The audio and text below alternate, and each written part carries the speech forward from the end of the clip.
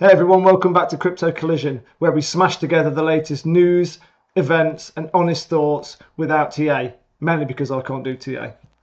Today, Flare Networks, Algorand, arguably two of the most anticipated performers for 2026 and beyond. We're going to take a look at these projects, see how they compare, and which ones you should be potentially looking at taking a position in or not. I personally hold both.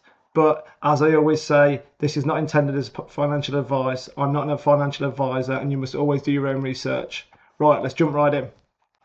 So here's the thing, right, with these heavy hitters. Algorand isn't just a fast, quantum-resistant layer 1 blockchain. It's an ecosystem. They're building something massive, and it's pretty incredible. So we're going to take a quick look. CoinMarketCap. Down today, 6.5%.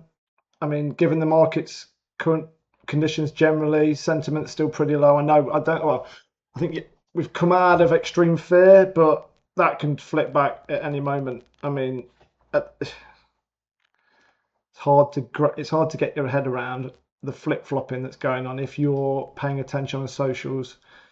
From Trump, the Iran situation, China, North Korea, it's all up in the air. Everything's up in the air at the moment. So little intraday movements from projects like this, completely understandable. I just mentioned about the Algorand ecosystem. Now, they touch so many verticals: tokenization platforms, DeFi, NFT and gaming, data traceability and tracking, stable coins, you name it, they're doing it. So Algo has surged around 50%, and that's not surprising at all given some of the headlines that's been coming out. I think Google's quantum AI team published a paper, and I think Algo was mentioned about 32 times. The CFTC and SEC have jointly come out and classified Algo as a digital commodity, which again, talking about regulatory tailwinds, that's it.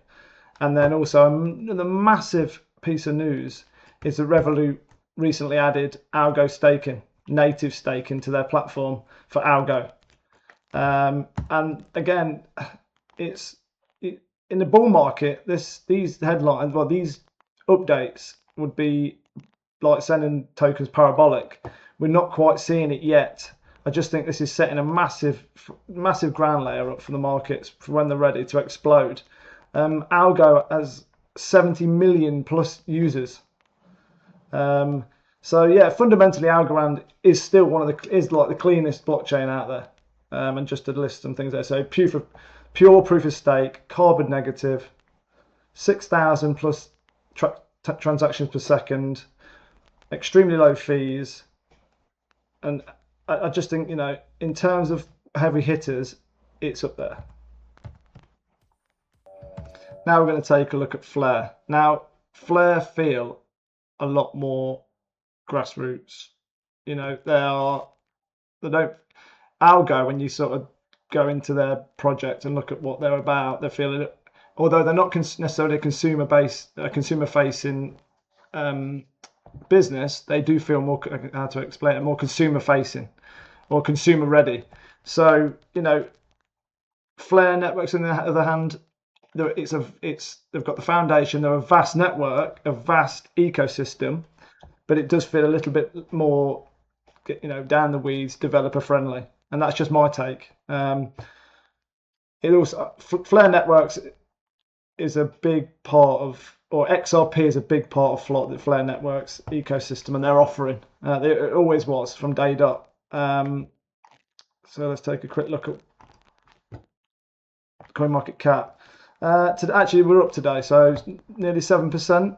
Again, like I said about Algo, the market's all over the place. So the big news at the moment is that there's a proposal going through, which is this one here, which will basically lower inflation of Flare from 5% to 3%, which is a 40% decrease. Introduce stronger burns. Again, that decreases supply, and as demand increases, increased supply, demand, you start to see potential push up on price. And then also they're talking about some token burns and so as a token burn, so they're talking about token buybacks. So again, that's all positive pressure on the token value. So yeah, it's here. Look, you can go on their X page and read more on FIP 16. There's also a YouTube video on that with their team talking about it recently that you can find on their X channel, X page. So if you go through to their website, again, it's pretty well put together. The blockchain for data. You can see they've got some heavy hitters on here in terms of their backing. The website's really nice, really nice to put together. Ecosystem. So yeah, so again, Flare is a data-first layer 1 blockchain. EVM, Ethereum Virtual Machine blockchain. That said, they're also building an ecosystem, and the ecosystem is colossal. DeFi is right at the core of what Flare networks are about. Yes, their biggest, well, one of their biggest plays was that they brought DeFi to the XRP ledger, or to the XRP ecosystem, and I think that still ripples through. Their total value locked on the network continues to grow.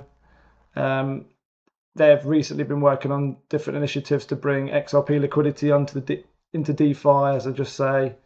I've talked about before about usability, UX, UI, and friction points for everyday users, and they've been working on things without, like, removing bridge requirements to manually use a bridge for assets. When you're talking about, because they have FXRP. Flare's most powerful feature is F assets. F assets are synthetic versions of assets like XRP and Bitcoin that you can bring onto Flare trustlessly. You keep your original XRP safe on the XRP ledger using Flare's built-in stake connectors and oracles. You mint FXRP one-to-one on Flare. Then you get to use the FXRP in lending, trading, and DeFi, all on a fast EVM layer 1, while your actual XRP never leaves in home chain. It's turning idle XRP and BTC into working DeFi assets without custody risk. It doesn't just stop with XRP and BTC either. F assets is going to be expanded and will allow you to use other niche. It's different to Algorand, but that doesn't mean it's any better or worse. They're just different. They're at a different stage in their life cycle, I would say. Flare being very data oracle centric and being native and at scale, it means that they are capturing a part of the market. They've got so much value to bring. And again, the tokenomics overhaul is really bullish long term. You just need to keep pushing with adoption.